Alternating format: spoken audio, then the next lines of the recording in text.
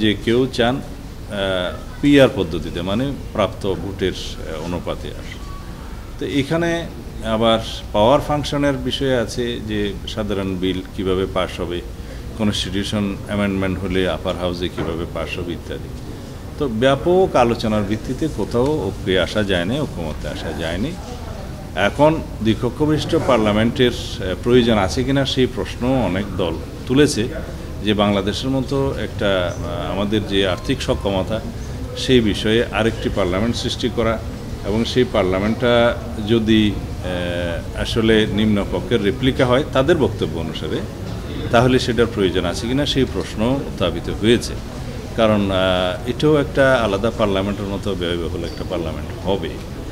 তো সেই বিষয়ে সমস্ত বিষয়ে আলোচনা করে ঐকমত্য কমিশন সবার মতামত নিয়ে একটা সিদ্ধান্তে আসার কথা। সেই সিদ্ধান্ত জানানোর পরে আমরা আমাদের প্রতিক্রিয়া বা আমাদের সম্মতি বা অসম্মতি সেটা জানাতে পারবো। সেই জন্য আমাদেরকে অপেক্ষা করতে হবে। দ্বিতীয় বিষয় ছিল সংবিধান সংশোধনী সংক্রান্ত, কিভাবে সংবিধান সংশোধন হয় এবং সেই বিষয়ে সবার মতামত নেওয়া হয়েছে। তবে সুখের বিষয়, আমি একটা অ্যাডিশনাল প্রস্তাবও দিয়েছিলাম, সেটা মোটামুটি সবাই গ্রহণ করেছে। সেটা হয়তো ঐকমত্য কমিশন যখন এখানে প্রেস ব্রিফিং আপনাদের সামনে করবেন তখন হয়তো ওনারা বলতে পারে। সেটা হচ্ছে বিদ্যমান সংবিধান কিভাবে সংশোধিত হয় নিম্নকক্ষে, মানে বর্তমান তো জাতীয় সংসদ যেটা আমরা আমাদের কনস্টিটিউশন অনুসারে আছে, সেখানে প্রথাগতভাবে ট্রেডিশনালি 2/3 মেজরিটিতে সংবিধানের যে কোনো বিধান সংশোধন করার বিধান আছে। এখানে একটা বিধান আছে যে আর্টিকেল 142 অনুসারে সংবিধান কিভাবে সংশোধিত হবে সেটা ওখানে বলা আছে।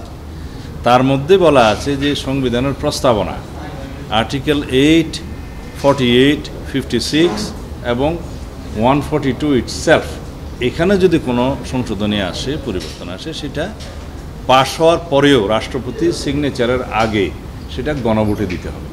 সেই গণভোটের বিধানটা এই জন্যে রাখা হয়, এই যে যেমন প্রস্তাবনা সংবিধানের একটা মৌলিক বিষয়, এবং আর্টিকেল 8 হচ্ছে সে রাষ্ট্র পরিচালনার মূলনীতি, আর্টিকেল 48 হচ্ছে এটা রাষ্ট্রপতি সংক্রান্ত, 56 প্রধানমন্ত্রী সংক্রান্ত সংসদীয় ব্যবস্থা থাকবে কি থাকবে না এই সংক্রান্ত, এবং 142 হচ্ছে যেভাবে সংবিধান সংশোধিত হয় সেই বিধান সংক্রান্ত।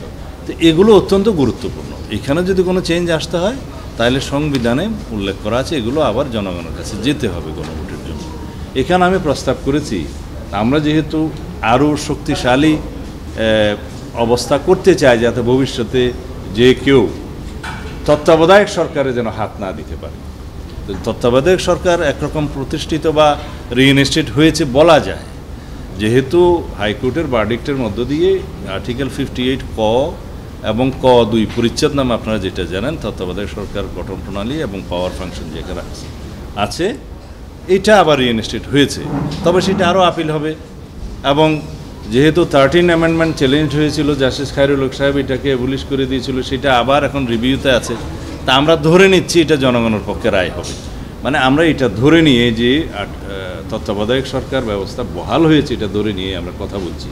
এবং এমনও হতে পারে, আমি একটু অ্যাডভান্স এটা বলে দিই, এমনও হতে পারে যদি জুডিশিয়ারিতে আমাদের পক্ষে জনগণের পক্ষে রায় না আসে, যেটা রিভিউতে আছে, তারপরও পার্লামেন্টের কিন্তু ক্ষমতা আছে পুনরায় এটা প্রবর্তন করা, কারণ লেজিসলেশনের ক্ষমতা লেজিসলেচার।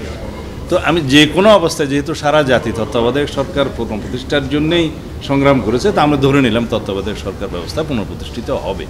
তো সুতরাং এই তত্ত্বাবধায়ক সরকার ব্যবস্থায়ও যদি কোনো পরিবর্তন কোনো সময় কেউ আনতে চায়, সেটাও গণভোটের মধ্যে অন্তর্ভুক্ত করা হয় যেন, সেই প্রস্তাব করেছিলাম, সেটা অ্যাকসেপ্টেড হয়েছে।